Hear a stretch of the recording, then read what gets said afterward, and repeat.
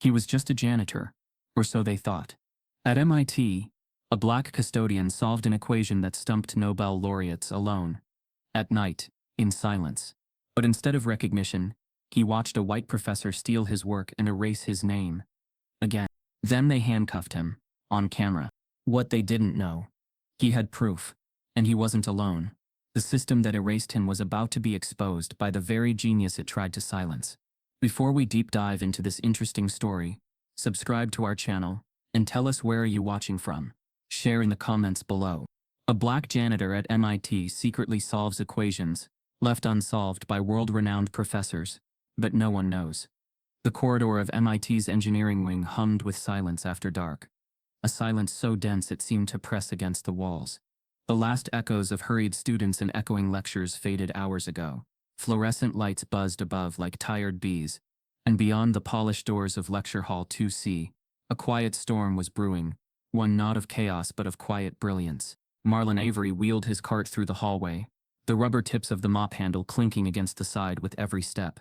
He wore a worn blue janitor's jumpsuit, his name stitched above his chest in faded thread. But no one ever looked that closely. He had been cleaning this building for 7 years. Before that, another. Before that, a different coast entirely. In every building, he found the same thing: chalk dust, forgotten wrappers, indifference. But at MIT, there was something else: equations. He paused outside one classroom, peeking in through the glass slit. Empty. Marlon pushed the door open slowly, the creak barely audible. Inside, the air still held the warmth of recent genius. Equations covered the blackboard like battle plans, half solved, partially erased, arrogantly abandoned. To anyone else it was gibberish. But to Marlon, it was music. He stepped forward, mop left leaning against the wall. His boots left faint streaks on the polished floor, but he didn't notice. He stood at the board scanning the numbers, letting them settle. There it was, a series of nested equations buried beneath layers of partial differentiation and tensor analysis, an advanced theoretical physics problem, left behind by a visiting Nobel Prize laureate, just that morning. He had heard the murmurs during his shift, how the equation had been scribbled in a fit of brilliance, unresolved, unsolvable. Marlon tilted his head. He'd seen it before in a textbook he found discarded in a recycling bin outside the math department last winter. He spent weeks decoding it, rewriting it into simpler forms in the back of his notebook. He didn't forget, he never forgot. He picked up a fresh piece of chalk and stepped forward, erasing nothing, only adding. His fingers moved with deliberate precision, guiding chalk across slate. Lines unfolded from his mind to board like poetry. He paused often, not to think, but to double-check, not his math, but the audacity of what he was doing. He never intended to show anyone. This was for himself, for the part of him still aching from the weight of an erasure no one else could see. Marlon had been 17 when he was expelled from Fairview High School in Jackson, Mississippi. Accused of stealing a teacher's laptop, a lie fabricated when he outscored the school's top white student on a statewide math exam. The proof was never needed. His skin had already decided his guilt. No college would take him without a diploma, and no one offered a second chance. His mother, a housekeeper who raised him on discipline and thrift store encyclopedias, had cried quietly on the bus home after his hearing. But Marlon didn't stop learning. He just stopped getting credit for it. Now, 25 years later, he stood on the edge of something massive. Not for fame, not for vindication, simply because he could. As he neared the final line of the solution, he stepped back to cross-check the equations again. He noticed a smudge of chalk on his sleeve, but didn't bother wiping it. His mind was fixed in that high-frequency mode only real mathematicians enter. A mental silence where intuition overrides calculation. He wrote the final symbol, an elegantly simple variable, reduced from pages of prior work. And just like that, it was done. Marlon exhaled. His heart didn't race. No fireworks, just the deep grounded satisfaction of solving something brilliant and knowing no one would believe it came from him. He reached into his jumpsuit and pulled out a crumpled, spiraled notebook, each page meticulously filled with equations copied from classboards over the past year. He added this one to the back, recreating the solution in ink, writing slow, careful lines. Documentation wasn't for proof, it was for preservation. No cameras, no witnesses, just Marlon, and a solution worth publication in a peer-reviewed journal. He turned to leave. At that exact moment, the door creaked open behind him. Footsteps, soft leather soles on tile. Marlin froze, not out of guilt, but instinct, the kind honed from decades of being somewhere he wasn't meant to be, even when he was only doing his job. He turned slowly. A man stood in the doorway, late 50s white, sharp gray suit over an untucked shirt. Professor Elliot Thorne, Department Chair of Theoretical Physics. Celebrated genius. Two-time recipient of the Fields Medal. Thorne didn't speak. His eyes bounced from the chalkboard to the notebook in Marlin's hand, then back again. Marlin didn't offer explanation. He wasn't going to beg for understanding. Thorne stepped inside, his brow furrowed, not in confusion, but something else. Calculation. He walked silently to the board, trailing fingers along the symbols. He tilted his head slightly. "This is complete," he finally said. His voice was even. Marlin didn't respond. Thorne turned. "Did you copy this from someone else?" "No," Marlin said flatly. Thorne studied him. For a moment, there was a flicker of something like disbelief or fear. Marlin spoke again. "I saw the earlier version. I thought about it last night. I worked through it." Thorne nodded slowly. Then something changed. His eyes hardened. He turned back to the board, and without another word, picked up the eraser. Marlin stepped forward. "Wait." Thorne wiped it clean, line by line, curve by curve, until nothing remained. The board was empty, like it had never happened. He dropped the eraser back into the tray and adjusted his sleeves. "I suggest you stick to cleaning, Mr. Avery." With that, Thorne turned and walked out, his leather shoes clicking coldly against the floor. Marlin stood frozen. A faint outline of chalk remained, ghost-like on the board, like a whisper erased mid-sentence. As the hallway door clicked shut, Marlin heard a faint sound from outside. Turning slowly, he saw a sliver of light glowing beneath the adjacent office door, where no light had been moments ago. Someone else had been watching. The professor who saw Marlin's solution steals it, and credits himself. The morning air outside MIT was sharp and brisk, the kind of cold that burned the skin and made breath visible. Students rushed across campus under puffer jackets and beanies, earbuds in, caffeine clutched in gloved hands. Inside the glass walls of the Department of Theoretical Physics, the energy was different, quieter but electric. Lecture Hall 4A was full by 8:00 a.m. A crowd of graduate students and junior faculty filled the tiered seats, laptops open, pens ready, eyes fixed on the front where Professor Elliot Thorne stood in pressed slacks and an open blazer. Behind him, the massive blackboard stretched across the entire wall, freshly chalked with a set of clean, elegant equations. Equations no one had seen before. At least, that's what Thorne claimed. He paced slowly in front of the class, one hand behind his back, the other gesturing toward the symbols like a magician, unveiling a trick he barely understood. This, colleagues, is the reformulation of a long unsolved theoretical loop in string gravity. You'll note how the sixth term resolves when the coordinate shift is applied. Watch here, using a dimensional fold rather than expansion. Murmurs of intrigue rippled through the room. One assistant raised her hand. "Is this based on the Davis model from CERN last spring?" Thorne smiled modestly. "Inspired perhaps. But this came to me 2 nights ago. Couldn't sleep. Scribbled it out at 3 a.m. on a napkin." They laughed politely. Thorne turned back to the board, gesturing again as he stepped in front of the final line of the equation, blocking it momentarily, almost like shielding it. He didn't look like someone who had stolen brilliance. He looked like someone who had worn the mask of credibility for so long, he'd convinced even himself of its legitimacy. Downstairs, 2 levels below the lecture hall, Marlin Avery pushed his cart into the service elevator, with a bucket of warm water and a mop that had already seen too much use. He hadn't slept the night before. The moment Thorne had walked out after erasing the board, Marlin had stared into that empty space for nearly an hour. Not from shock, from knowing. He had written the solution down in his notebook. Just in time. But something else gnawed at him. A tension in the air.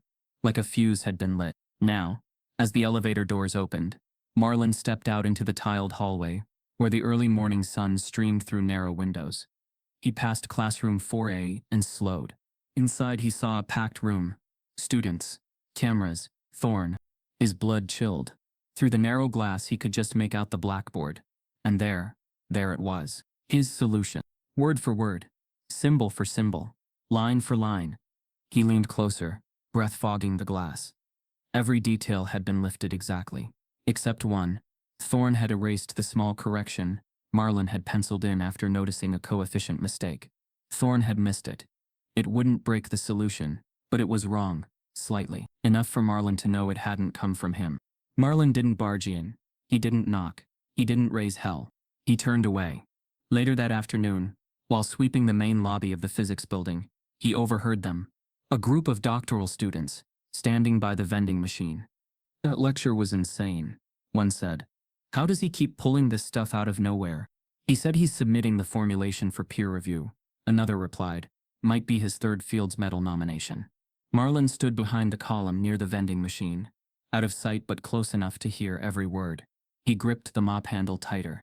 He should publish it fast. Someone's going to steal it if he doesn't. The irony hit like a slap. The truth already had been stolen.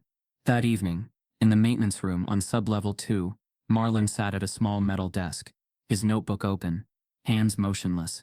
He stared at the page where his solution lived, inked in blue ballpoint, dated in the corner in his neat handwriting.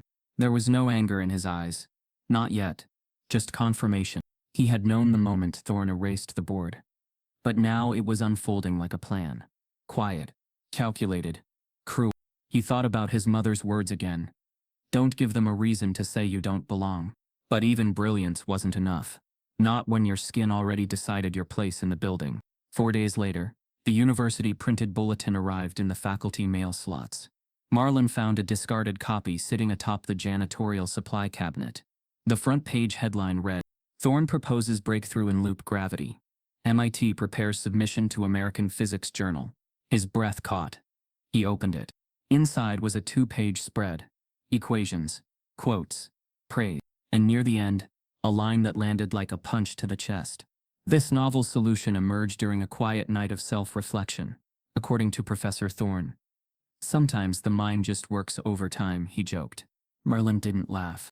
He reread the article 3 times. Then he closed the bulletin and placed it face down on the supply cabinet. But that wasn't the worst of it. 3 nights later, while emptying trash cans in the admin wing, Marlon passed by the locked faculty lounge. Through the half-glass door, something caught his eye. On the television screen mounted in the corner, a news segment was playing. The Chiron read, MIT professor solves 30-year physics mystery. And on the screen, Thorne stood beside a framed cover of the American Physics Journal. On it was the exact equation Marlon had solved, word for word, line for line. Marlon stood frozen in front of the locked faculty lounge, the flickering TV screen burning into his eyes. The voiceover hailed Elliot Thorne as a modern-day Einstein. The words felt surreal, like watching someone else steal your heartbeat and wear your skin. He stepped away from the door, slowly, like his legs had forgotten how to move. The hallway was empty, and yet he could feel the eyes of every framed scholar along the corridor staring through him, mocking him with their legitimacy, with the audacity of recognition. Down in the janitorial supply room, Marlon tossed his gloves into the bin and opened his personal locker. It was narrow, rusted at the hinges, and lined with chalk-smeared notebooks. At the back sat a shoebox wrapped in duct tape, and inside it every page he'd ever filled since working at MIT. Equations, solutions, half-completed thoughts. It wasn't a diary, it was a map of genius no one knew existed. Until now, for the next 3 days, Marlon said nothing. He watched, listened, cleaned, and heard his own work recited back to him, in pieces, through the mouths of young students, quoting Thorne as if he were some kind of oracle. He heard the math club in the cafeteria gushing over the publication. Heard a white professor say on the phone, Thorne did it again. Man's unstoppable.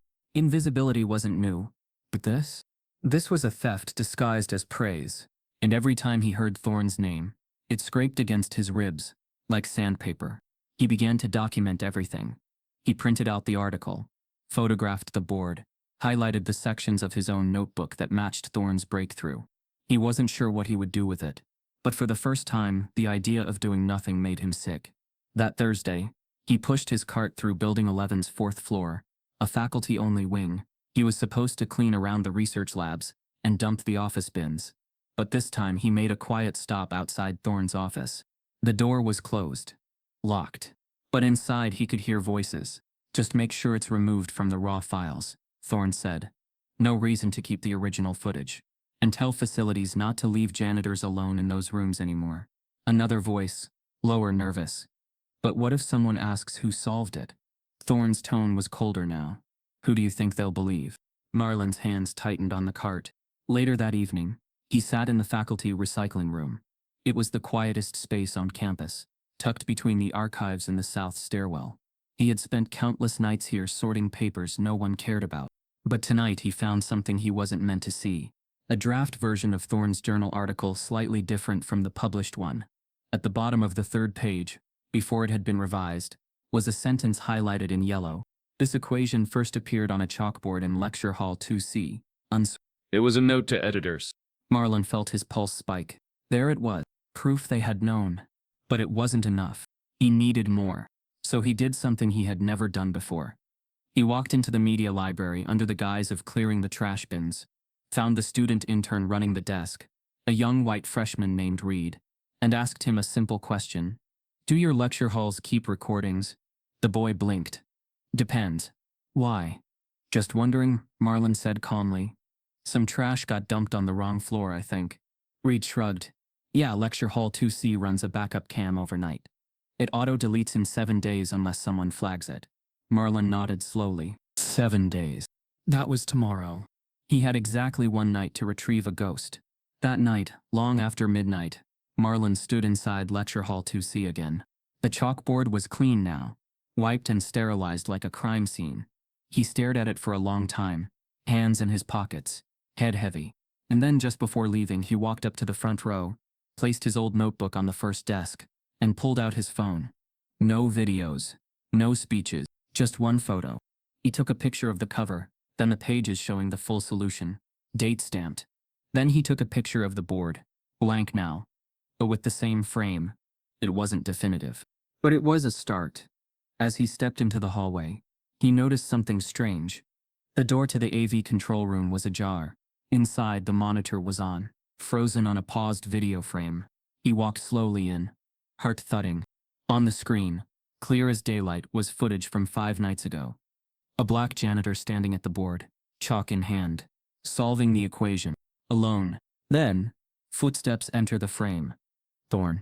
Marlon watched as the professor stood behind him silently. Then slowly erased the entire board. The screen flickered, and in the bottom corner, scheduled for auto-delete, 3 hours 12 mins remaining. He's not alone, there are others like him buried in the shadows of academia. The sun rose over Cambridge like a confession, low, gray, and slow to admit the new day. Marlon Avery walked across the river bridge alone, his breath turning to mist in the cool morning air. In his backpack sat a USB stick containing the footage from Lecture Hall 2C. It was quiet, inarguable, a time-stamped ghost of truth. But he didn't feel victorious. He felt watched. Every step toward the address in his pocket felt like walking back into a past he had tried to seal away. Clarice Monroe hadn't returned to MIT since the day her name vanished from the faculty directory. That was 5 years ago. Her office had been emptied before her contract expired. Her courses reassigned, her research quietly archived, and eventually erased from the university's digital library. But Marlon remembered her. She had once handed him a calculus textbook, quietly, after seeing him staring at the recycling bin outside her office. No questions, no instructions, just a nod. Now he was hoping she remembered him too. He reached her address, a brick townhouse just off a quiet side street near Central Square. No name on the mailbox, just a single brass number. He knocked twice. The door opened partway. The chain still latched. Her face appeared, lined with age, but sharp with recognition. Marlon, she said, without surprise. I need your help, he said simply. The chain came off. She let him in. Her living room was small but lived in. Stacks of books lined the walls. Legal pads covered the coffee table. A blackboard had been repurposed as a message board above the fireplace, filled with chalk-sketched names and dates. Sit, she said, pointing to a faded armchair. She poured him tea without asking. No sugar, no small talk. You solved the loop problem, she said, sitting across from him. Marlon blinked. You saw it? Everyone saw it, she replied. At least everyone who still pays attention to Thorne's PR machine. He handed her the USB drive. There's footage. From the night he erased my work. She took it without flinching. Of course there is. He studied her face. She looked older, not worn but tired in that way. Only black academics carried the weight of knowing they had to be twice as brilliant to be half as acknowledged. "Why'd they push you out?" he asked finally. Clarice smiled without warmth. "Because I published a theory that contradicted Thorne's, and because I wouldn't let them put my name second on something I wrote first." Marlon nodded slowly. "Sounds familiar." She stood and walked to a cabinet in the corner, unlocked it, pulled out a thin, battered folder. "Let me show you something." Inside the folder were dozens of sheets, clippings, screenshots, printouts. At the top of each was a name, all black, most with the word former attached. Janitors. Adjuncts, assistants, visiting lecturers, postdocs. Some were marked, fired, others resigned, and some just a single word, disappeared. Clarice laid them out one by one on the table. "This is what MIT doesn't talk about," she said. "A pattern. People like you, like me. Uncredentialed, undercredited, overlooked. And when we get too close to recognition, we get erased." Marlon stared at the names. Some he recognized. Most he didn't. "Why keep all this?" he asked quietly. "Because I knew someone would come back," she replied. "Someone with proof." She slid one particular sheet toward him. He read the name aloud. James Overton. Clarice nodded. "Brilliant mind. Janitor. Solved a flaw in Thorne's early symmetry model back in 2006. Thorne published the fix 6 months later." "What happened to James?" "Found dead in the Charles River," she said. "Official cause accident. But he had filed a complaint 2 days earlier. Disappeared before the investigation started." Marlon swallowed hard. "Why didn't you go public?" Clarice looked at him long and hard. "Because I was afraid I'd be next." They sat in silence. Then she leaned forward. "If you're thinking of blowing this wide open, you need more than a video." "I'm not trying to destroy MIT," Marlon said. "I just want them to admit what they did." Clarice shook her head. "That's not how this works. You pull one thread, they'll burn the whole sweater." She stood again and crossed the room. This time to a safe built into the bookshelf. She turned the dial, opened it, and removed a second folder, thicker, heavier. "Then help me pull the right thread," Marlon said. She placed the folder on the table between them. "This," she said, "is everything they buried." Inside were faculty complaints filed and ignored. Emails leaked anonymously. Student testimonials about stolen ideas. Payroll records, showing black adjuncts paid less than white counterparts in the same roles. Some were handwritten letters. One read simply, "I don't care about the credit. I just want to be seen." Marlon felt his throat tighten. "How many of these people are still alive?" he asked. Clarice didn't answer right away. "Not enough," she said finally. As the sky darkened outside, Marlon looked around the room again. He noticed a photo on the mantel. Clarice, 20 years younger, standing with 4 other black scholars in front of an MIT lecture hall. "Who are they?" he asked. She didn't look at the photo. "The first ones who tried to fight back. 1 got tenure, 2 left the country, 1 vanished." Marlon ran a hand over his head. "This is bigger than just me." Clarice met his eyes. It always was. She walked back to the blackboard above the fireplace and picked up a piece of chalk. She added his name to the list. "Marlon Avery," she wrote, underlined it once, then turned back to him. "If you go public," she said, "they won't just attack your credibility. They'll try to make you the problem. They'll say you lied, fabricated, misremembered." "I have the footage," he said. She nodded. "They'll say it's edited." He took a breath. "Then what's the point of any of this?" Clarice's eyes softened. "Because silence never protected us either." She gathered the papers back into the folder and handed it to him. "Take this," she said. "You need to see the full picture before you decide how loud you want to be." Marlon didn't move. He stared down at the folder, hands hovering above it, like it was radioactive. "What happens if I open this?" he asked. Clarice looked him dead in the eyes. "You'll never mop another floor again." As he reached for the folder, Clarice paused. "There's one more thing." She walked to her desk, opened the bottom drawer, and pulled out a red envelope sealed with tape. Written on it in block letters, "Cases MIT buried." She placed it in front of him. "This one?" she said. "They'd burn the campus to keep it hidden." Marlon uploads proof of his genius, but MIT sees it as a threat, not a breakthrough. The red envelope felt heavier than its size. Marlon didn't open it that night. He sat on the edge of Clarice Monroe's couch, long after she'd gone to bed, staring at it as if opening it would force the truth into the light before he was ready to bear it. At 3:14 a.m., he finally peeled back the tape. Inside were documents too precise to dismiss, suppressed internal memos, transcripts from staff meetings, even correspondence from MIT legal discussing potential risk mitigation regarding a list of black former employees. It wasn't just systemic, it was strategic. But what shook Marlon most wasn't the corruption. It was how casually it was documented. Racism not as an act of malice, but as a matter of policy. He placed the papers back into the envelope, sealed it again, and stood up. He didn't need to read it twice. He already knew what came next. By morning, the plan was simple. If they won't open the door, kick the truth through the window. Clarice hesitated at first when Marlon said he wanted to go public, not to sue, not to fight yet, but to show the world what they tried to erase. Once this goes online, you don't own it anymore, she warned him. You can't pull it back. You can't control the narrative. I'm not trying to control it, he replied. I'm trying to let it breathe. She looked at him long and hard, then nodded. Then let's get it right. They returned to Lecture Hall 2C that night. Clarice brought a small camcorder, old but dependable, and a second lens for close-ups. She wore all black and moved with the quiet precision of someone who'd spent too long documenting ghosts. Marlon stood in front of the same blackboard he'd once used, this time armed with fresh chalk, new equations, and the full weight of a system stacked against him. The board was clean. The building was silent. This time it was his stage. Clarice turned on the camera. Slate. Marlon Avery. MIT. Lecture Hall 2C. 11:42 p.m. She whispered. The red light blinked on. Marlon didn't speak. He didn't need to. He began to solve. For 45 minutes, he moved across the board like a man transcribing a message from somewhere higher. The equation, a notoriously unsolved topology compression problem, had stumped researchers for over a decade.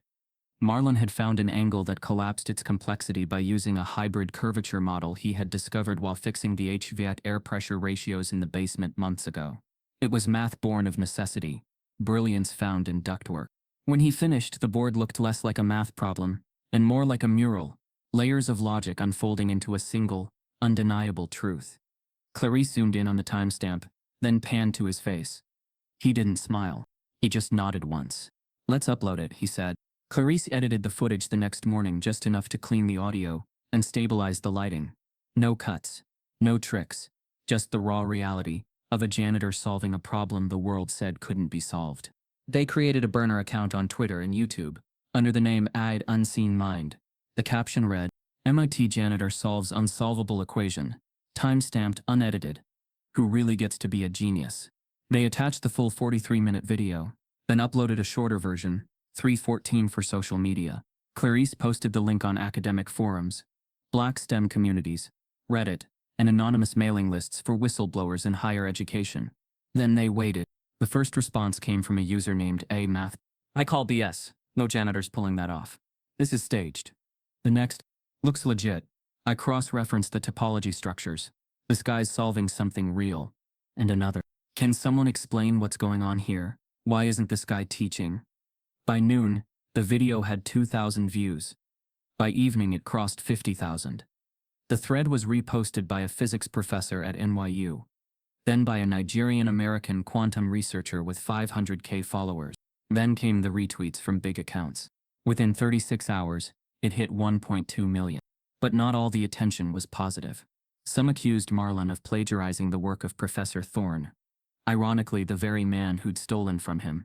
Others called it a hoax, suggesting MIT had staged it as part of a diversity campaign. A few trolls flooded the comments with racial slurs and memes mocking janitors. Marlon read every single one. He wasn't surprised. What did surprise him came 2 days later, when a man named Leo Kaminsky, head of talent at a major Silicon Valley research firm, reached out through Twitter DM. We don't know who you are, but my CEO wants to fly you out. We believe in hiring minds, not resumes. Marlon showed the message to Clarice, who blinked in disbelief. But before they could respond, something else happened. MIT's internal Slack channels lit up. Someone had posted the link. Administrators quickly flagged the video. The title of the internal thread was chilling. Unauthorized faculty facility. Access potential breach. Security review pending. Under it, a note from the Vice Chancellor's office. All videos involving campus interiors, especially unauthorized individuals depicted mere academic material, must be reviewed under compliance policy. Marlon wasn't an employee in their eyes anymore. He was a breach. A day later, while mopping the glass corridor between buildings 3 and 5, Marlon felt it. Not saw, felt. A presence behind him. Too quiet. Too focused. He turned. 2 men in dark security uniforms approached slowly. "Marlon Avery?" the taller one asked. He didn't answer. "We need to ask you a few questions regarding some footage circulating online." "What footage?" he replied evenly. "Come with us, please." They weren't asking. He followed, gripping his cleaning rag in one hand like a shield.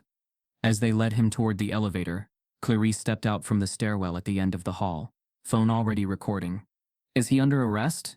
she asked loudly. Both guards hesitated. "No, ma'am." "Then he's not required to go with you." They glanced at each other. "This is a campus matter," one said. Clarice stepped forward. "Then take it up with campus counsel. But unless you have a warrant, Mr. Avery doesn't have to explain anything to you." Marlon stood still. For the first time in days, he felt the power of witnessing, of not being erased in real time. Back in Clarice's apartment, they locked the door and drew the blinds. The video had crossed 2 million views. It had been subtitled into 5 languages. Anonymous users began digging into Thorne's past. One thread titled "Has Thorne Plagiarized Before?" went viral overnight. Another user shared screenshots of old emails, where Thorne dismissed a custodian who had submitted a math proof during office hours. That proof? Almost identical to one Thorne published 6 months later. Yet MIT still hadn't released a statement. Instead, they began restricting access to certain rooms after hours.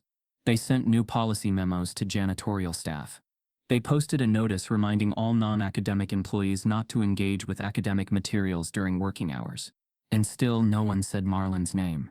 He was visible, but not acknowledged. Famous, but still faceless. Clarice watched the numbers climb, shaking her head.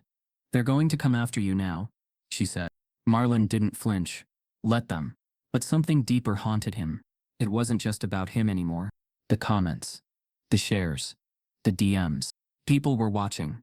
Some were learning. But most were still waiting to be told how to feel about him.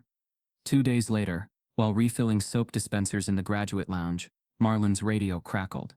"All units report to sub-level 3. We have a visual on the suspect from the math video. Verify and escort immediately." He froze. His hands covered in soap. The loudspeaker clicked off, and in the silence he realized they were no longer trying to silence him. They were trying to erase him again. This time, not just from the board, but from the building itself. Instead of celebrating his genius, they handcuff him. The call came through the maintenance radio like any other dispatch, crackling and half swallowed by static. "All units, report to sub-level 3. We have a visual on the suspect from the math video. Verify and escort immediately." The phrase was coded, but the meaning wasn't. Suspect. Math video. It was him. Marlon stood in the dim stairwell, still holding the half-filled soap canister meant for the graduate lounge. His heart slowed, not sped up. Not fear, just confirmation. Another chapter in a familiar book. He quietly set the canister down and stepped out into the hallway. The soles of his boots unusually loud against the linoleum. They were already waiting. 2 security officers stood at the end of the corridor, faces unreadable, shoulders squared, not like men doing their jobs, but men playing a role. He didn't run. He didn't speak. He simply walked toward them, until one stepped forward and raised a hand. "Marlon Avery?" His nod was nearly invisible. "You'll need to come with us." "For what?" "Policy breach," the other replied, already reaching for his radio. "Academic security violation." Marlon didn't move. "Policy breach?" he repeated. "For solving math problems?" The guards didn't answer. Behind them, down the corridor, a door creaked open. A student peeked out. Another filmed quietly from behind a glass panel. Whispers began to ripple like static. Marlon stepped forward. "Let's get this over with." They walked him through Building 4 like a criminal. No explanations, no shame. He was still in his janitor uniform, MIT logo stitched over his chest, worn boots, name tag faded from years of bleach and floor wax. The uniform didn't hide him now, it branded him. As they entered the main hallway, more students began to look up. A few recognized his face from the viral video. A few laughed quietly, not cruelly, Not maliciously, but with the confusion of people watching something too uncomfortable to interrupt. Marlon's wrists were pulled behind him, not forcefully but deliberately. The cold snap of metal echoed louder than footsteps. The cuffs locked. He was led past classrooms, open lecture halls, glass offices. No one intervened. A few professors glanced up and turned away quickly. One woman clutched her coffee tighter and pressed her lips together, but said nothing. He heard the whisper as he passed by a seminar room. Is that the janitor from the equation thing? Yeah. Guess he hacked something. No way. That video looked real. Another voice. I thought MIT was gonna hire him? A laugh. Why would they hire a janitor? Outside the rotunda, a group of undergrads sat in the sun, scrolling through their phones. One girl gasped. Oh my God. That's him. Someone else started filming. The moment became digital. Instantly. A Twitter post went up within seconds. They just arrested the guy who solved the unsolvable equation at MIT. Unreal. MIT janitor genius. Another post followed, then a video. Within minutes, MIT janitor genius began trending. The internet didn't wait for facts. It only needed an image. And there it was. A black janitor, handcuffed by security, being walked out of MIT like he'd robbed the campus, instead of solving its hardest problem. They took him to the small room behind the main security desk. No windows. One table. 2 chairs. No clock. They left him cuffed for 14 minutes. Then a white administrator entered. Not security. Not legal. Just a man in a navy blazer and pinched eyes. Mr. Avery, he said, sitting slowly. Marlon didn't respond. I want you to know this isn't personal. Merlin's lips parted. What is it then? The man opened a manila folder. Your recent activities have drawn significant attention. Unfortunately, we have no record of your authorization to be in faculty-designated areas after hours. Is that your concern? Marlon asked. Authorization? Not theft? Not plagiarism? The man exhaled. There's a process, Mr. Avery. You can't expect to leap over it. Marlon laughed softly. Bitter. I didn't leap over anything, he said. I built a ladder from trash, and you burned it. The man stood. We're placing you on administrative leave pending internal review. Your badge is suspended. Your access revoked. You'll be escorted off campus by the hour. Marlon tilted his head. No charges? The man paused. No, not yet. Then uncuff me. Back outside, the sun had dipped lower. The shadows grew longer. But the cameras hadn't stopped. As security walked him to the curb, students began to gather. Not many, but enough. One stepped forward. An undergrad. South Asian. He held up his phone, filming. This is the guy, he said to the crowd. This is the man from the video. MIT's calling him a threat. Marlon stopped. He turned. And for the first time since the video had gone viral, he looked directly into a camera, not hiding, not deflecting, not running. I solved a problem no one else could, he said, voice even. And instead of asking how I got handcuffed.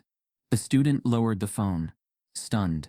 The guards urged him forward, but the video had already uploaded. Within hours it was everywhere. MIT genius janitor detained on campus. Black mathematician silenced.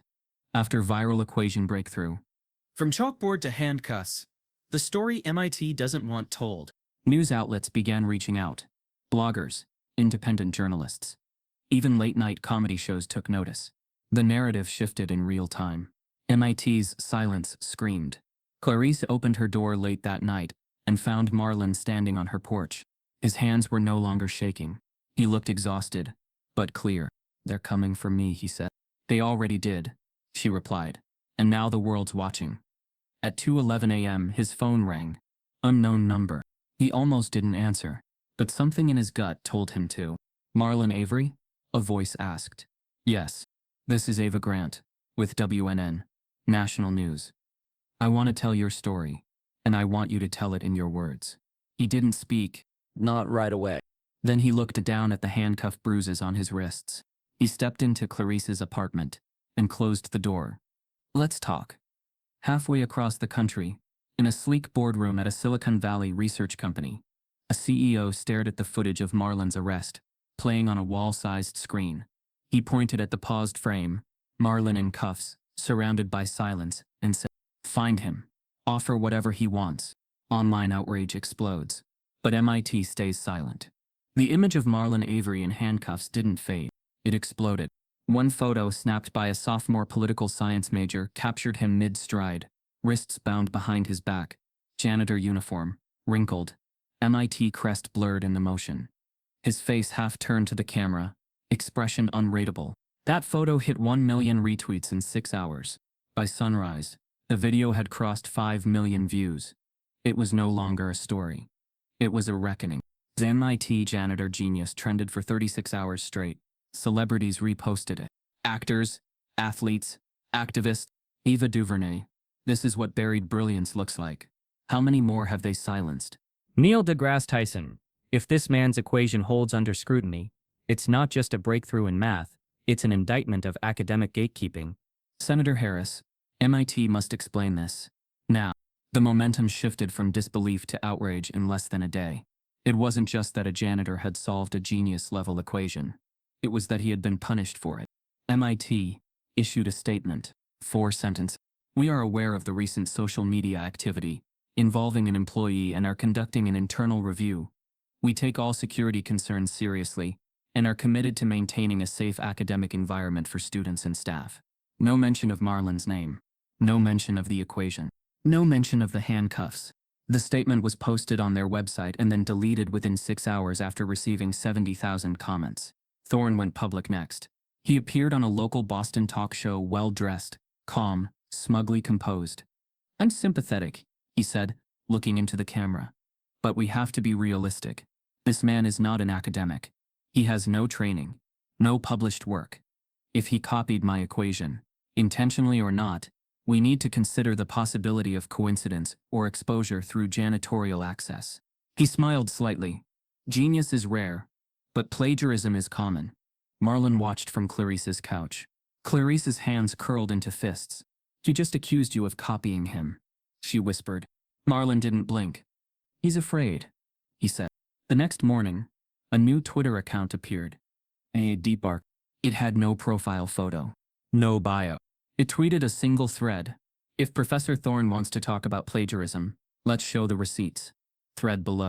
Attached were screenshots of internal emails, dating back 7 months. From Thorne to a department assistant. Email. Subject: equation from 2C lecture hall.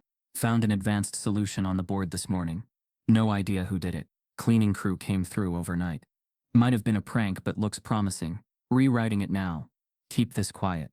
Email. Subject: Ray. Unsolved formulas. Need someone to cross-check an anonymous equation found on chalkboard. Don't log this under my profile. Run it through the secondary terminal. Delete after analysis. Email. Subject: urgent. Internal leak risk. If any janitorial staff asks about the board from room 2C last week, refer them to me directly. We're not engaging this. The internet broke. By the time journalists confirmed the IP address linked to Thorne's faculty server, it was already too late. The narrative was no longer about speculation. It was theft. It was suppression. It was racism, engineered to look like policy. MIT's next move was worse. They refused to comment, citing legal confidentiality. But someone inside didn't get the memo. An anonymous email appeared in Clarice Monroe's inbox 3 days later. Subject line: "We need to talk." I was there. The message was short. "I worked under Thorne. I watched him rewrite the equation. I've seen this happen before. I have documents. If I share them, I'm done. But I can't stay silent anymore." Clarice forwarded it to Marlon. He read it twice, then looked up at her. "There's more of us." The whistleblower called themselves KW. They used a VPN, blocked their number, never stayed online more than 12 minutes at a time. Over encrypted emails, they began to leak pieces of a larger, darker truth. Meeting notes from faculty board sessions where black adjuncts were labeled high risk for promotion due to communication challenges. Spreadsheets showing pattern-based downgrades of student evaluations for black lecturers, used to justify denying tenure. Internal memos advising department chairs to verify credentials rigorously for non-traditional hires. A buried complaint by a Nigerian-born researcher named Chuka Adebayo, flagging identical plagiarism from Thorne 10 years ago. That complaint was marked unsubstantiated. 3 months later, Adebayo's visa sponsorship was revoked. KW wasn't just leaking files. They were bleeding history. Every document told the same story: racism in procedural clothing.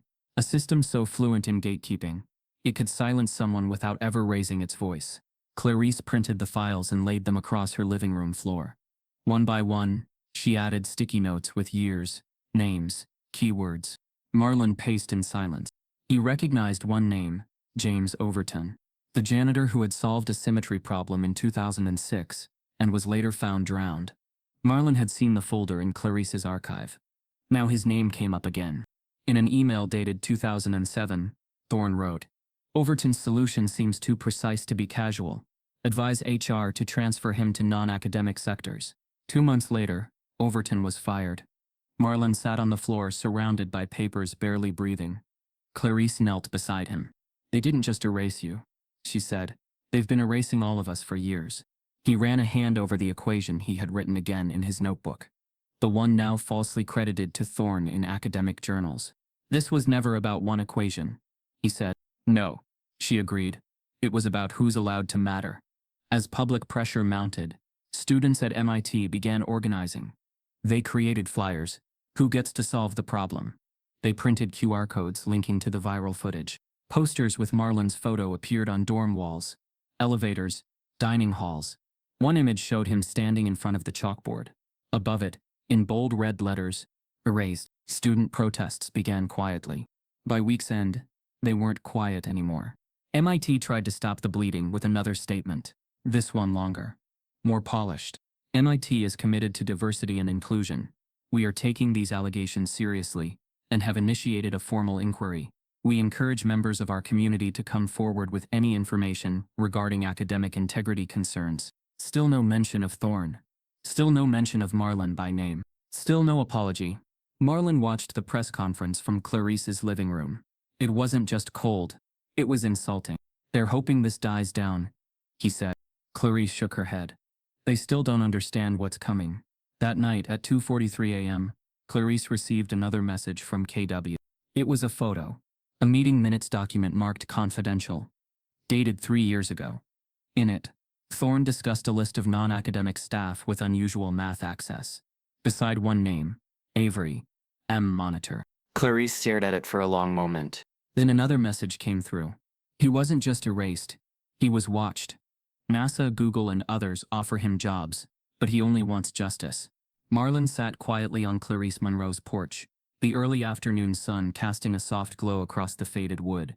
His phone vibrated on the table beside him. Again and again. Notifications stacked faster than he could swipe them away. Emails, DMs, missed calls. He hadn't answered a single one. The first offer came from Google. A direct message from a VP in their DeepMind division. Full-time research position. Housing relocation covered. Team built around his vision. Then NASA sent a formal letter, inviting him to join a newly funded quantum systems project. Harvard offered an honorary doctorate. Stanford wanted him for a keynote series. Apple's Innovation Lab offered a blank check and a custom title. The world had finally taken notice. And yet, Marlon didn't budge. He scrolled through the subject lines again, then locked the screen and flipped the phone face down. Clarice watched from the doorway, arms crossed, unreadable. "You gonna answer any of those?" she asked. Marlon shook his head. "I don't want to be applauded by strangers who were silent 2 weeks ago." "They're not offering applause," she said. "They're offering power." He turned to her slowly. "If it comes without truth, it's just another leash." Clarice said nothing. She knew he was right. Later that evening, a knock came at the door. A courier in a dark blazer handed Clarice a sealed envelope with MIT's crest embossed on the corner. No return address, no eye contact. Marlon opened it inside. The cover letter was polished and diplomatic. An invitation, it said. The university was offering a scholarship. Retroactive. A funded research position in applied mathematics. A public statement acknowledging the value of diverse thinkers. A significant financial package. All contingent on one document. The final page was an NDA. Tightly written. Legally binding. Silent. It forbade him from discussing the equation. It forbade him from mentioning Thorne. It forbade him from describing the events that led to his arrest. The footage, or even Clarice Monroe's involvement. Marlon read it 3 times. He didn't say a word. Clarice leaned over, scanning the legal language. "They're not giving you a seat," she said. "They're buying your silence." "They think this is what I wanted," Marlon said. "Recognition. A salary. A desk." He folded the document and slid it into his backpack. But they still haven't said my name. The next night, he went live. No warning. No countdown. Just Marlon, sitting at Clarice's kitchen table, a small desk lamp illuminating the NDA beside him. 36 million views, he said quietly. That's how many people watched a janitor solve an equation. He looked directly into the lens. And now they want to pretend it never happened. The chat exploded with hearts, messages, supporters flooding the feed. He picked up the NDA, held it in both hands. MIT sent this to me yesterday.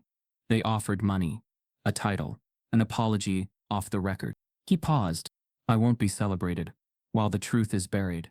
He tore the NDA in half, clean through the middle. Then again, and again, until nothing was left but scraps. He leaned into the mic. I'm not for sale. Then he lifted a small note from the table. It was from James Overton's file, sent anonymously days earlier. He read it aloud. They erased one of us in 2006. They're not doing it again. The screen faded to black. Thousands were still watching. And now, waiting. The system erased Marlon's future once before, and it's trying again. The janitor's closet had no windows, no air circulation, no sense of time, just metal shelves, lined with cleaning solvents, and a single light that flickered every few seconds, like a dying memory. Marlon Avery sat on an overturned bucket, his eyes fixed on the copy of the American Physics Journal cover he had torn from the supply bulletin earlier that day.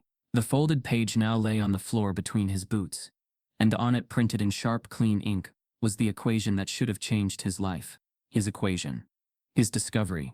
His name nowhere to be found. Not even a footnote. In the silence of that small closet, something ancient stirred inside him. Not rage, not shock, but a kind of fatigue so deep, it bordered on ancestral. He'd seen this before, not this exact theft, but the structure of it. The way truth got bent until it pointed toward the white man in the room. The way doors never opened, no matter how hard you knocked, unless someone inside already knew your father's name. His breath slowed. His chest tightened. It wasn't just about the equation anymore. It was about them. The ones who decided brilliance only counted when it came with a diploma. The ones who laughed behind closed doors. The ones who didn't see a genius in him, because they never expected one to look like him.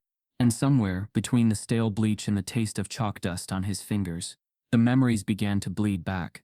Jackson, Mississippi. Spring. A heat wave smothered the town, thick as syrup, coating every surface in humidity and tension. At 16, Marlon was already something of a myth at Fairview High. He could solve problems faster than the teachers could write them. Calculus came to him like music. Geometry, like air. His test scores broke records no one thought were meant to be broken. Not by him, anyway. His classmates whispered about him. Teachers raised eyebrows. Guidance counselors made excuses for other students' failures, but held Marlon to impossible standards. Still, he rose.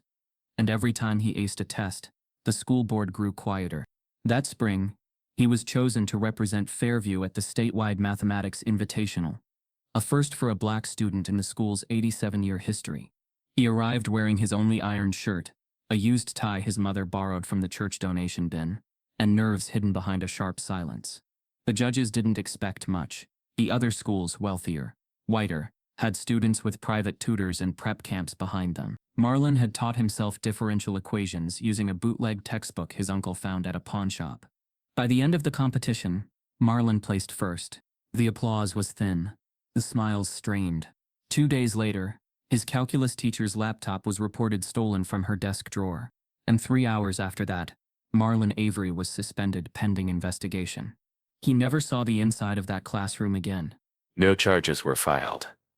No one ever found the laptop, but the principal called it an unfortunate incident and insisted they had to follow procedure. Marlon remembered how the local news ran a segment that blurred his face, but mentioned his name. He remembered how his mother didn't yell, didn't cry, just quietly turned her church dress inside out and hung it back on the closet door, like she already knew what kind of world this was. He applied to 6 colleges anyway. Not one replied. The years that followed were survival, not progress. He worked back-breaking shifts at a tire warehouse, a factory that recycled metal parts, a delivery route that ran from Biloxi to New Orleans. He slept 4 hours a night, never missed rent, never stopped calculating. He read stolen moments between jobs.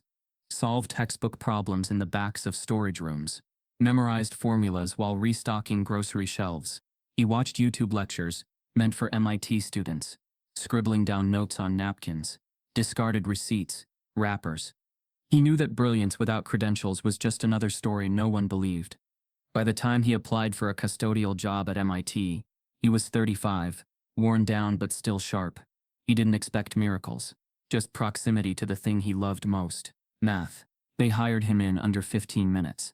No background check. No questions about why someone so articulate would want to scrub toilets. Just a job. And for the next 7 years, Marlon worked in silence, keeping his genius as private as the scars that built it. But now, sitting in the closet, watching Elliot Thorne's name rise in the headlines, he felt the old wound reopen. This wasn't new. This was repetition. Later that week, Marlon walked slowly through the halls of the engineering building during his break. The echo of students' laughter and lecture slides created a white noise of privilege around him. He moved like wallpaper, present, but unacknowledged. He paused in front of a wall of framed photographs, MIT's finest, professors with awards, medals, breakthroughs, not a single black face among them. He stared at them longer than usual, as if trying to find some hidden pattern, some code to crack. But the truth was plain. The pattern wasn't mathematical. It was racial. He turned to leave. "Mr. Avery," a voice called from behind him. He stiffened. No one ever called him by name. He turned slowly. It was a tall, older black man in a gray overcoat, walking with a cane. His eyes were sharp behind wire-rimmed glasses. "Marlon," the man said again, with a measured nod. "You remember me." It took Marlon a second, but then it hit. "Professor Monroe," he said quietly. Dr. Clarice Monroe had been one of the only tenured black faculty members at MIT years ago. The same man who had once offered Marlon a discarded calculus textbook without saying a word. Monroe's smile was thin. "I see you're still here." Marlon didn't answer. Monroe stepped closer, lowering his voice. "You know they're never going to credit you. Not without a fight." Marlon looked away. "I didn't ask for credit." "No," Monroe said. "But you deserve it." They stood in silence. Then Monroe leaned in and said something Marlon had never forgotten. "Not then, and not now. They don't let people like us shine here. They let us mop. They let us disappear. But shine? No. That scares them." He tapped his cane once and walked away without waiting for a response. That night, back in the janitor's closet, Marlon pulled out his notebook again. He flipped past dozens of pages. Equations, diagrams, notes written in margins, adjustments made in solitude. The kind of work students got PhDs for. The kind of brilliance professors built reputations on. And then, as if pulled by something deeper than memory, he reached under the stack and pulled out a yellowing newspaper clipping. Folded, creased, from the Jackson Gazette. Dated. The headline: Fairview High Honors Top Scholars. Theft investigation still ongoing. He held it in his hand. Below it was a photo, blurred and poorly lit, of his teenage self walking out of the principal's office in handcuffs. He hadn't looked at it in years. He should have burned it. But tonight he needed to see it. To remember. To remember that this wasn't the first time his genius had been buried. Only now he wasn't 16 anymore. And he wasn't going to let them write him out of history twice. He looked down at the most recent page in his notebook. It wasn't math. It was a name. Clarice Monroe. And under it, 2 words in bold letters. Meet again. When MIT tries to silence him, students rise up instead. The world didn't go quiet after Marlon's live stream.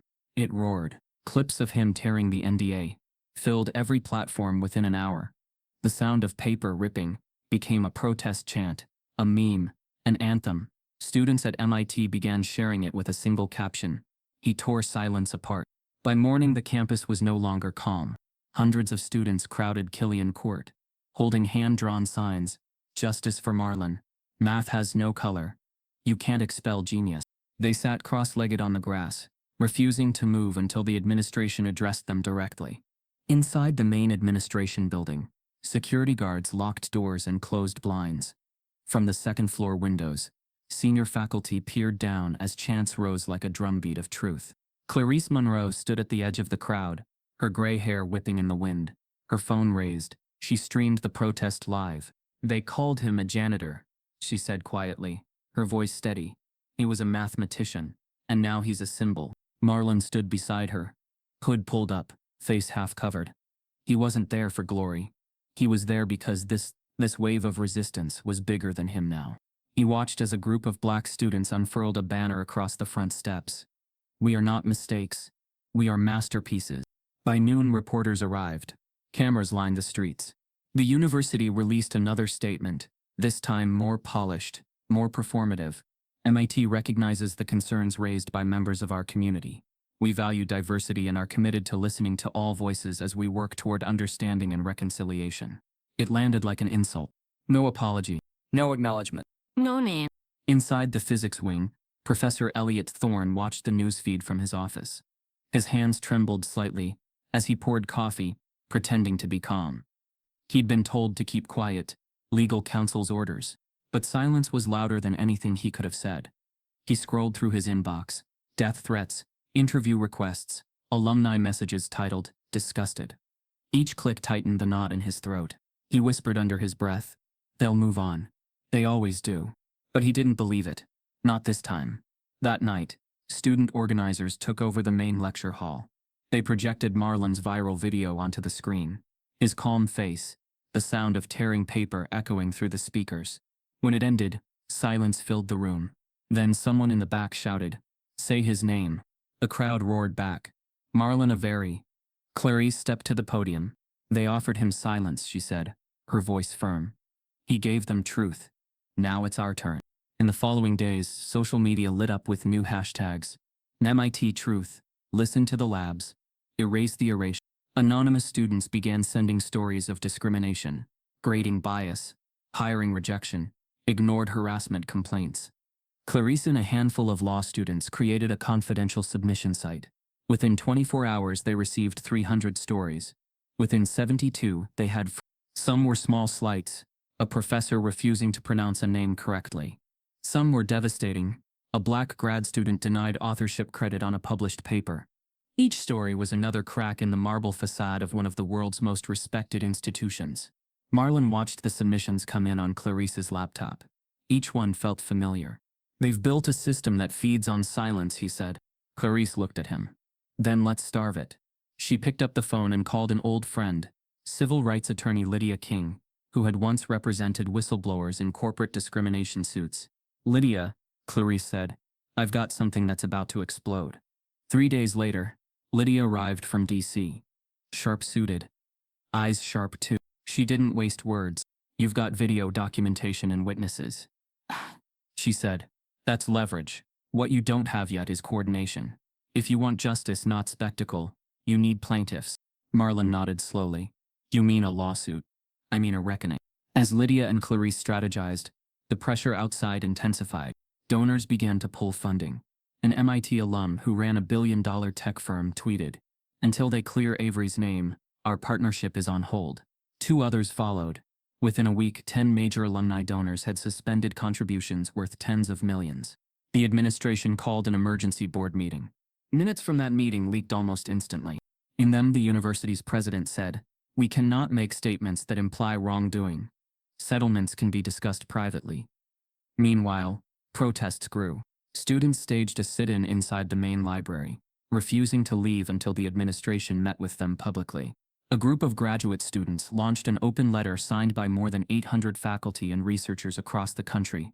It demanded 3 things: full acknowledgement of Marlon Avery's authorship, removal of Professor Thorne pending investigation, institutional audit of racial bias in hiring and credit policies. MIT ignored it for 48. On the 49th, Clarice received an email from a current faculty member. "They're scared. They're drafting something behind closed doors. Don't stop." Marlon had never asked to lead anything, but his name had become a rallying point. Every interview request, every headline, every viral post dragged him further into the role of reluctant symbol. He sat in front of the TV one night, footage of campus protests flickering across the screen, and whispered, "They're fighting for me, but I'm fighting for them." Clarice glanced at him. That's how movements start. The unexpected twist came a week later. The Boston Chronicle ran a front-page story. MIT quietly offered every confidential settlement. Someone inside had leaked the NDA and Marlon's torn-up copy. The article included quotes from legal experts calling the document a textbook example of hush money. The backlash was immediate. Protesters marched from Cambridge Square to the president's residence, chanting, "No more hush funds. No more lies." What began as solidarity had become a storm. That night, Clarice's apartment turned into headquarters. Papers covered the walls. Timelines, email chains, printed testimonies. Lydia King pointed to the board. "You've got evidence of systemic bias, documented theft of intellectual property, and retaliation. This isn't just a PR scandal. It's discrimination under federal law." Marlon leaned forward. "How many people do we need?" "Enough to show a pattern," Lydia said. 10 would be solid. 15, unshakable." Clarice exhaled. "I already have 17 names." Marlon looked up. 17, she nodded. "People like you. People they buried." The next day, Clarice organized a private meeting in an empty church basement, off Massachusetts Avenue. The air was cold, the lights dim. Folding chairs circled a table stacked with manila folders. One by one, they arrived. Former lab assistants, dismissed lecturers, a cafeteria worker whose experiment notes were stolen, a retired engineer whose project patent was reassigned under Thorne's supervision. 18 in all. Marlon looked around the circle and realized he wasn't alone anymore. They shared their stories, hesitant at first. Then with fire, every voice added a piece to the pattern. Every story confirmed the same rot behind the institution's polish. Clarice wrote names on a whiteboard. Lydia recorded testimonies on camera. "This is your proof," Lydia said. "They can't silence all of you." A man named Peter Langston, former lab tech, leaned forward. "They ruined my career. But if we do this, we do it for everyone who never got their chance." A woman beside him added softly, "For James Overton." Silence followed. Then Marlon said, "For every chalkboard they wiped clean." Outside, a new chant echoed through the city streets. "Equations don't have color. Justice does." Marlon stepped out of the church later that night, the cool wind hitting his face. Across the street, students held candles. When they spotted him, they began to clap slowly, rhythmically, not out of pity but respect. He raised a hand in acknowledgement but said nothing. Clarice joined him on the steps. "You realize what you've just started?" she said. He nodded. "Something they can't delete." The following morning, Lydia filed the paperwork in federal court. The case name read, "A very et al., very Massachusetts Institute of Technology." 18 plaintiffs, each representing a lifetime of erased brilliance. Marlon stood outside the courthouse as reporters shouted questions. He didn't speak. He just looked up at the marble columns towering above him, the same color as chalk, and whispered, "Let's see them try to erase this." Hidden records reveal decades of systemic erasure. The federal lawsuit had done what years of whispered complaints could not. It cracked something open. Within hours of the case filing, reporters began calling former MIT employees across the country. The New York Times ran the headline, "18 erased minds demand justice. MIT faces federal reckoning." But the biggest shock didn't come from outside. It came from deep within. At 2:07 a.m., a massive folder dropped anonymously into the inboxes of 5 major investigative reporters. Subject line, "The underground files," contained within it 114 documents spanning nearly 30 years. Some were internal HR memos, marked confidential. Others were meeting transcripts, disciplinary reports, and email chains. Every one of them told a story of suppression, of hidden complaints, buried credentials, discredited discoveries, and deliberate redirections of credit. Names that had never made it to MIT's record books suddenly emerged like sunken ships. Marlon Avery's was only one of many. One file detailed how a lab technician named Denise Coulter developed a temperature stabilization model used in MIT's space technology program. Her supervisor presented it without her name, claiming she was just the assistant. Her performance review was later downgraded, citing overreach. Another described how a young man named Isaiah Green, a black cafeteria server, submitted an idea for a sustainable food distribution system as part of a campus innovation challenge. His entry was marked ineligible, non-student. The same idea later appeared in a published study bearing a white doctoral student's name. There were dozens more. A secretary who reverse-engineered part of an accounting formula used in grant evaluations. A groundskeeper who discovered a flaw in a building's load-bearing calculation. and had his warning dismissed until a near collapse forced a full rebuild. Every story added weight to the same truth. Genius was everywhere. Recognition was not. The media descended like a storm. Within 48 hours, CNN, BBC, and Al Jazeera had dedicated segments to the scandal. Social media trends shifted from Marlon's name to a broader rallying cry: the underground geniuses. Journalists and citizen sleuths began identifying names mentioned in the documents, tracking them down, interviewing them, giving them faces and stories. Denise Coulter appeared on PBS NewsHour. Isaiah Green was profiled by The Atlantic. A panel titled Erased Brilliance: The Stories MIT Never Told aired on national television. And still, MIT had no real response. Inside the administration, panic brewed behind sealed doors.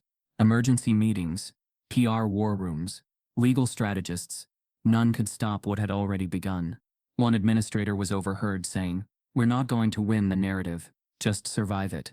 But even survival was starting to look impossible. Clarice Monroe stood at the center of it all, coordinating, verifying, amplifying. Her small apartment had become a command post, paper and laptops covering every surface. At the center of her living room wall was a board covered in names, real names, no longer statistics. Marlon watched as more names were added every day. "This isn't a scandal anymore," he said. Clarice nodded. "It's history catching up." Then came the data breach. On the third day of coverage, a whistleblower inside MIT's IT department leaked a restricted access internal server directory. It was labeled simply, "Ghosts." Inside were folders named after employees who had never made it into any official MIT catalog. Some were tagged with exit codes like non-integratable, undermotivated, or most chilling of all, cultural misalignment. Each folder contained documentation of their work, sometimes even glowing internal praise, followed by unexplained termination notices or reassignments to non-academic roles. Many of these employees had never even known such files existed. The story was now beyond MIT's control. Alumni revolted. Dozens pulled their funding. Some resigned from advisory boards. Others wrote public letters demanding that all honorary degrees associated with Professor Thorne be rescinded. Former students began publishing their own stories of bias under the tag My MIT Truth. One alum wrote, "I once presented a paper co-written with my black lab partner. I was credited. She wasn't. That partner dropped out. Her name never made it into the record. This isn't new. We just didn't know how deep it went."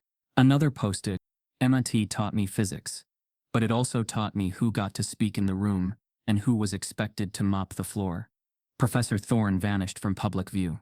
His scheduled keynote at the International Mathematics Forum was cancelled. Rumors spread that MIT had placed him on indefinite administrative leave, but the university refused to confirm. Instead, they tried to pivot. A new initiative was announced: the Unseen Minds Project, a task force dedicated to investigating how contributions from non-traditional personnel have historically shaped the institute. It landed flat. Marlon said it best: "You don't get to curate justice after erasing lives." Meanwhile, Clarice, Lydia King, and Marlon prepared for the next stage. Congressional aides had reached out. Civil rights groups wanted briefings. National broadcasters wanted live interviews. But the most significant request came from the producers of 60 Minutes. They didn't want clips. They didn't want a viral soundbite. They wanted Marlon, on primetime national television, to tell the story himself. Clarice hesitated. "This could change everything," she said. Marlon sat quietly, staring at the invitation on the screen.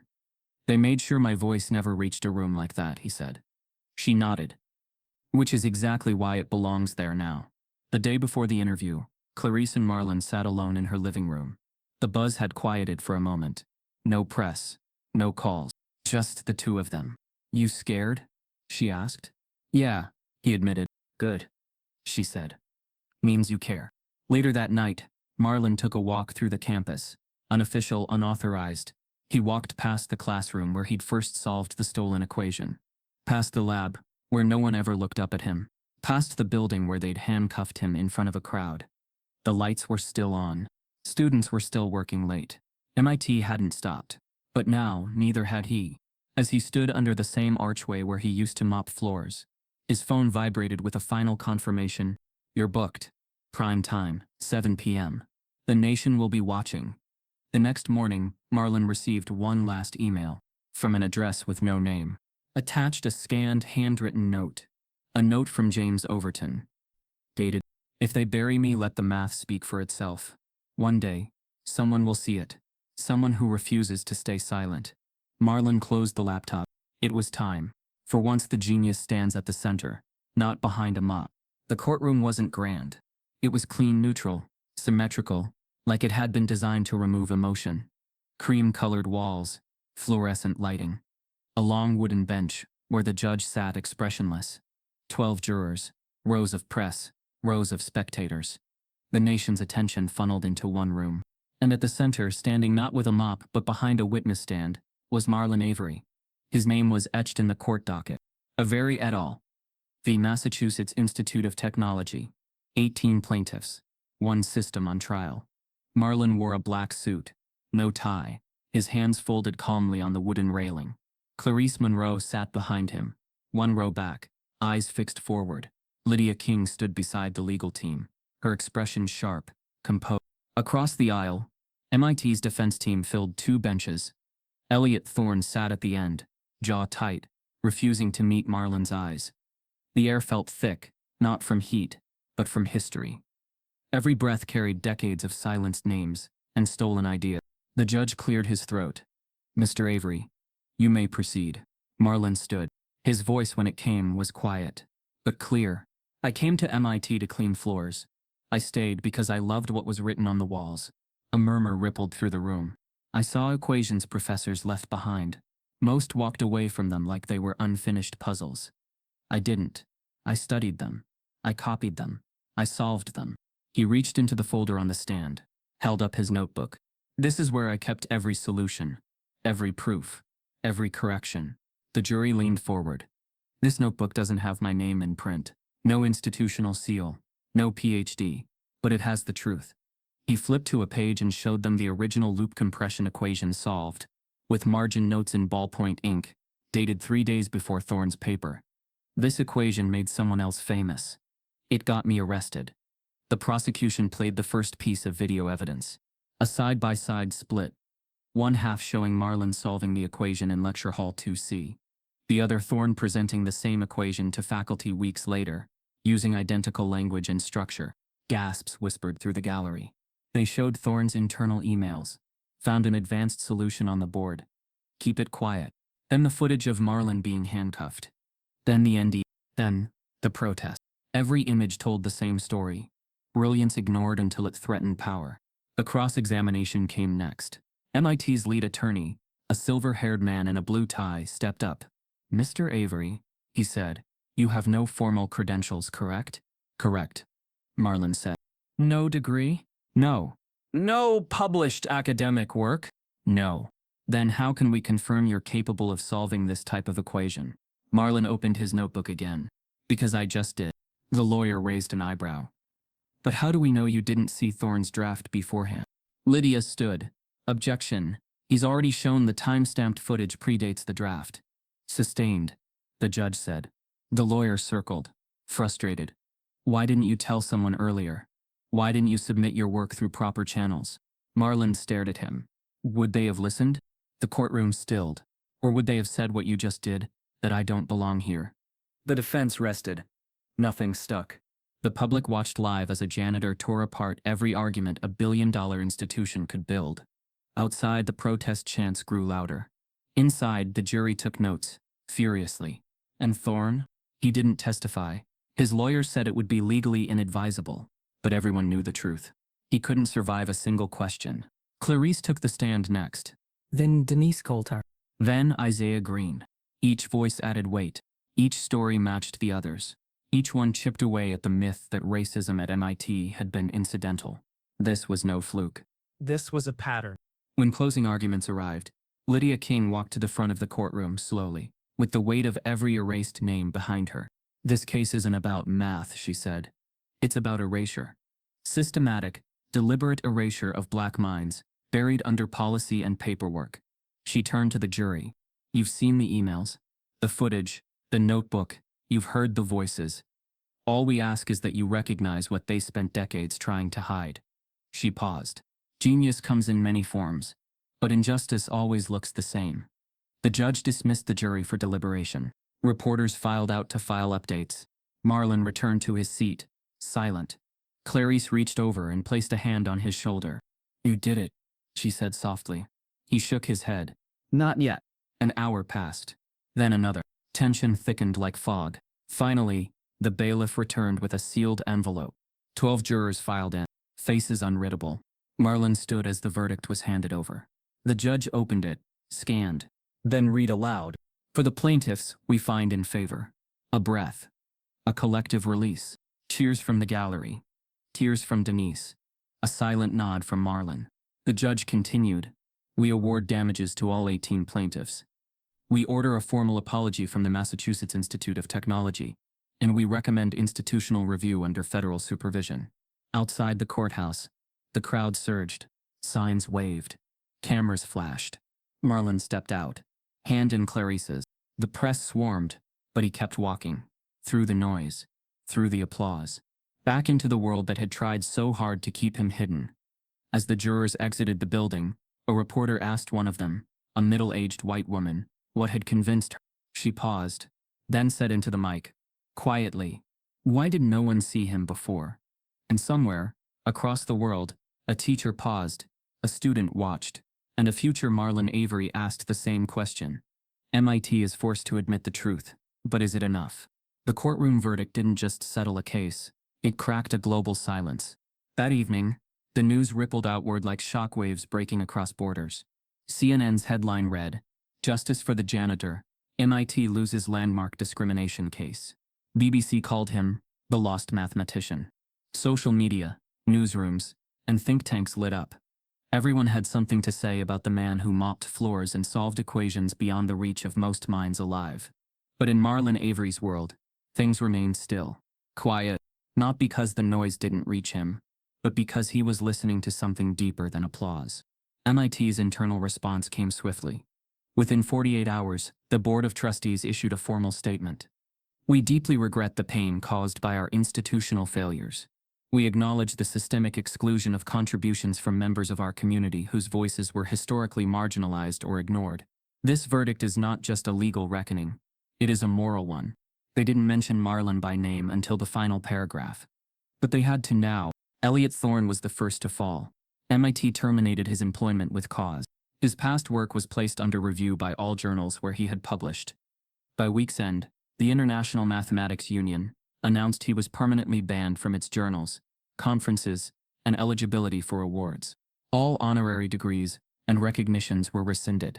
An erased name, for once, rightly so, where Marlon's voice had once been silenced, Thorne's was now voided. In a move few expected, MIT announced the creation of the Overton Avery Initiative, a multi-million-dollar endowment for underrepresented minds in STEM. It included the James Overton Fellowship for Independent Researchers without academic backgrounds, the Marlon Avery Genius Grant for contributions made outside formal institutions, a funded research wing focused on non-traditional mathematical intelligence. The names, once scrubbed from chalkboards, were now etched into building walls. But Clarice Monroe didn't cheer. Not yet. "They're correcting history," she told a journalist. "But justice doesn't come from naming scholarships. It comes from naming what they did." The 18 plaintiffs appeared on a televised roundtable interview, sitting side by side. Denise Coulter, Isaiah Green, and others shared what it felt like to have their lives acknowledged. Finally, a moderator asked, "What does vindication feel like?" Marlon replied, "It feels like knowing I was never wrong, just unheard." The cultural shift was fast. Other universities began internal audits. Think tanks started inviting non-credentialed contributors to collaborate on scientific papers. STEM companies expanded recruitment to overlooked communities. Custodial workers, cafeteria staff, delivery drivers, anyone with a mind for math. The term underground genius became a symbol of untapped brilliance in unlikely places. A museum in Atlanta opened an exhibit, "The Minds We Missed." Inside, a replica of Marlon's old MIT cleaning closet, chalkboard and all. Marlon didn't move into a new house or buy a luxury car.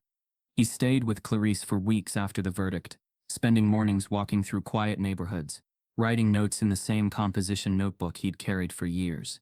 One day she asked, "What are you writing?" "Proofs," he said. "Of what?" He smiled. That I'm still thinking. Despite the verdict, some questioned whether justice had actually been served. Was an apology enough? Was money enough? A viral op-ed in The Atlantic asked, "Can a verdict undo decades of exclusion? Or did we just watch the system repair its image while leaving its structure intact?" Marlon read that piece twice. He didn't argue with it. He just kept writing. Clarice was asked to join MIT's new oversight board. She declined. "I'll keep my eyes on them from outside," she said. That's where the silenced always watched from anyway. Then came the invitations. World conferences, government task forces, TED Talks, university commencement addresses. He declined most. But when a small, underfunded charter school in rural Mississippi asked if he'd speak to their students via Zoom, he said yes immediately. That day, he logged on to a grainy video call. 15 black students stared back, wide-eyed, silent. He held up his notebook. "This is where it all started," he said. "Not with a degree, not with an award, with questions, with not giving up." One kid raised his hand. "Do you ever feel mad about what happened?" Marlon paused. "I feel seen now," he said. "That's enough for today." Days later, a bronze plaque was quietly installed in the MIT Mathematics building. It read, "This space honors the minds erased by silence. Let no genius go unseen again." No ribbon cutting, no press. But someone had left a piece of chalk on the ledge beneath it. Marlon visited one evening, alone. He stared at the plaque, picked up the chalk, and wrote one line on the wall beside it. I never left.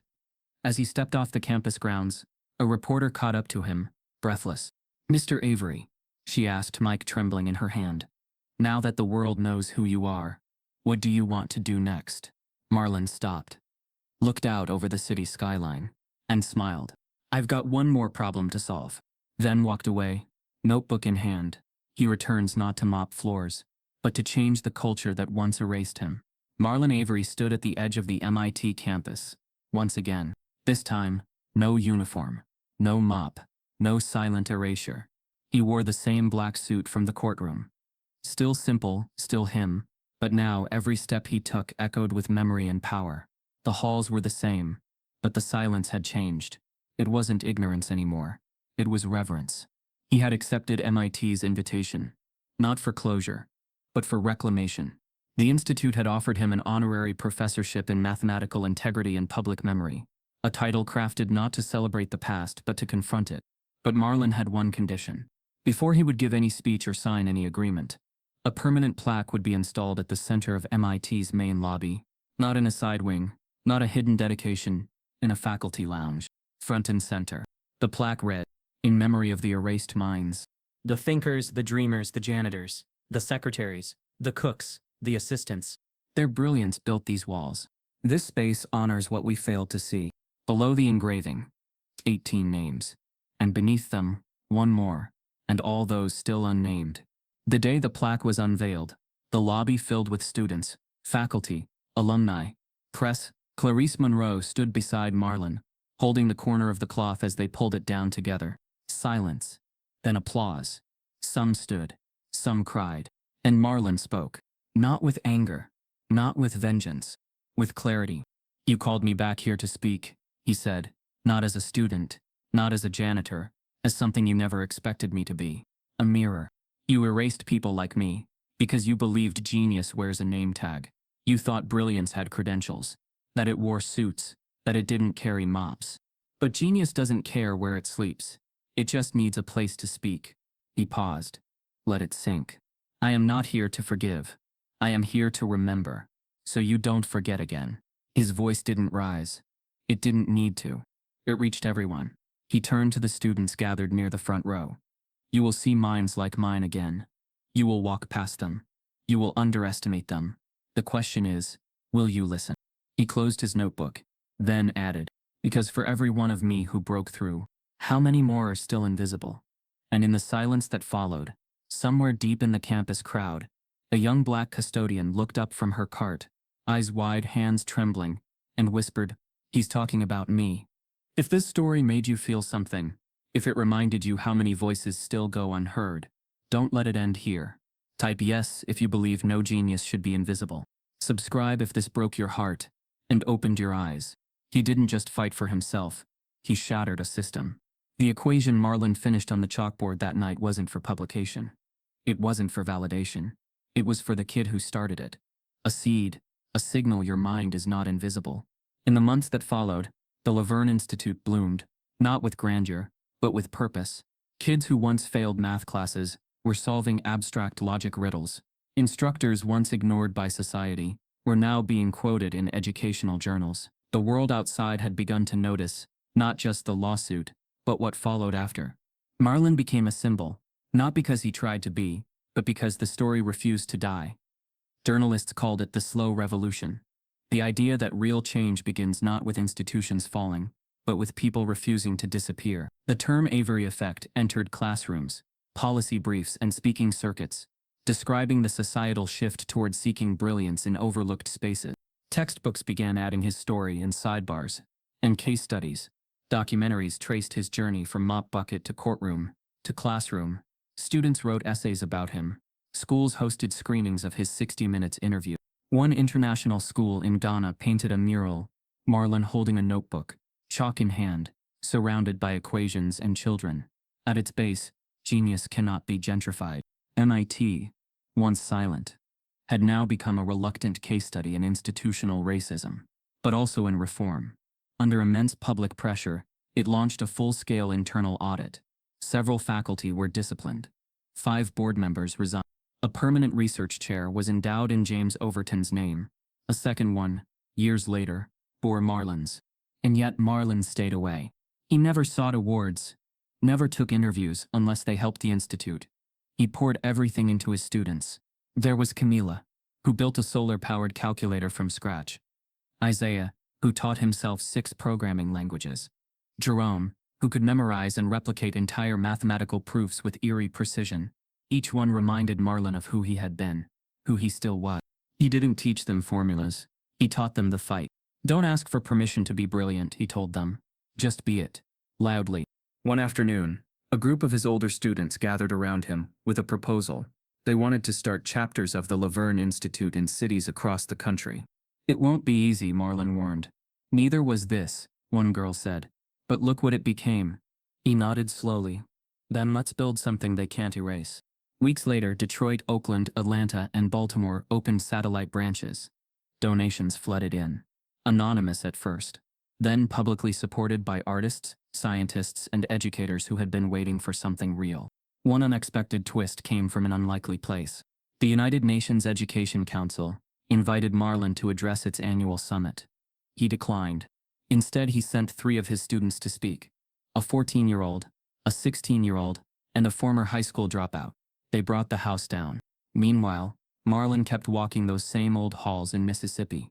Chalk dust still clinging to his sleeves, still cleaning his own floors, still fixing broken windows with duct tape and belief. He'd been offered a better life. What he chose was a better legacy. Then one morning, a letter arrived. Simple envelope. MIT seal in the corner. No fanfare. No press. Inside. Mr. Avery.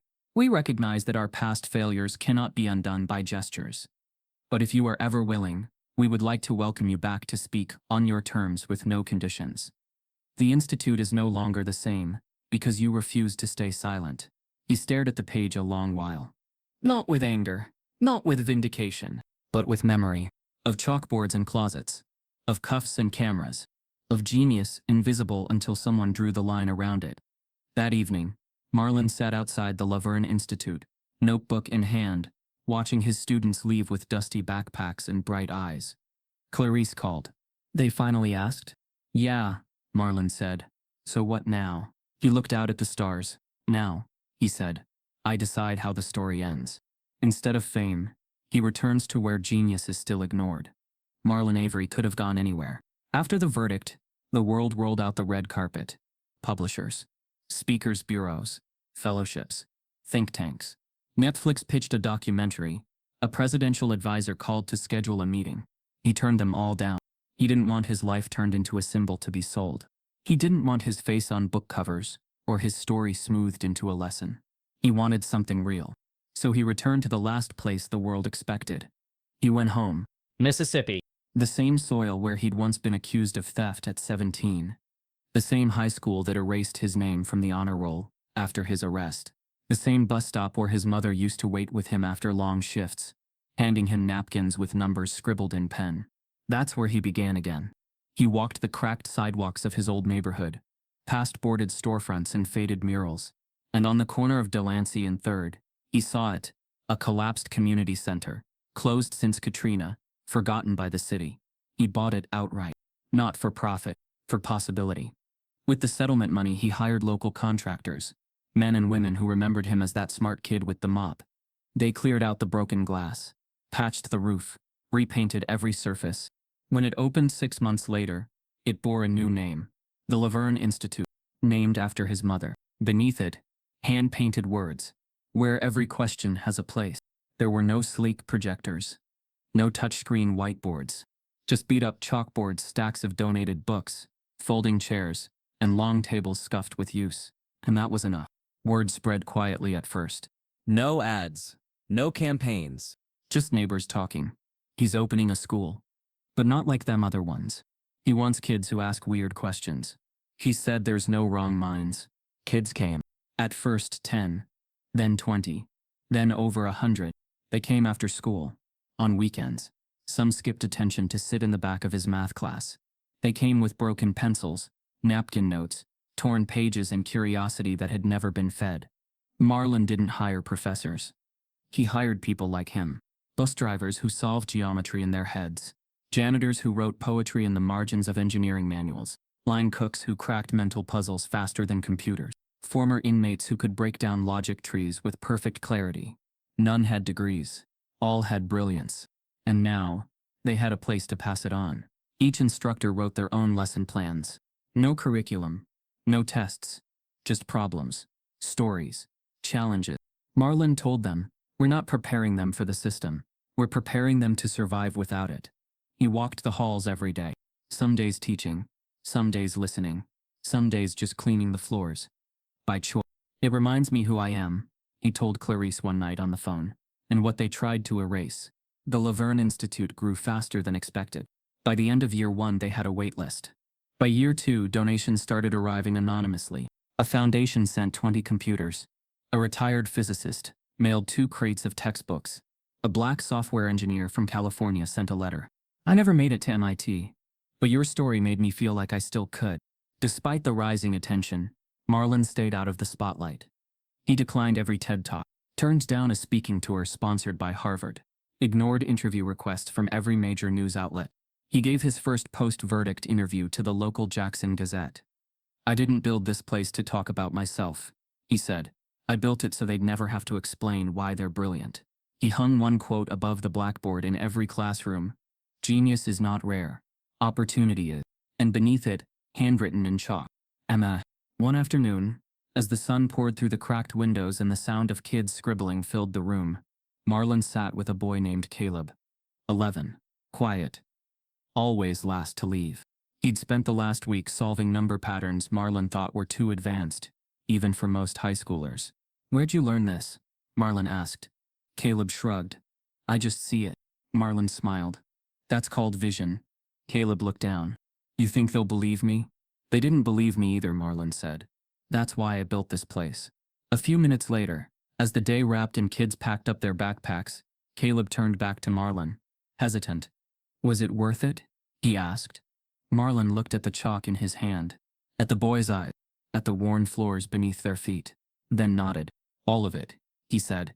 That night, Marlon stayed late, erasing chalkboards as he always did. But this time he paused. On the far wall, someone had scribbled a new equation, half-finished, messy, unsolved. Not his. One of the kids. He studied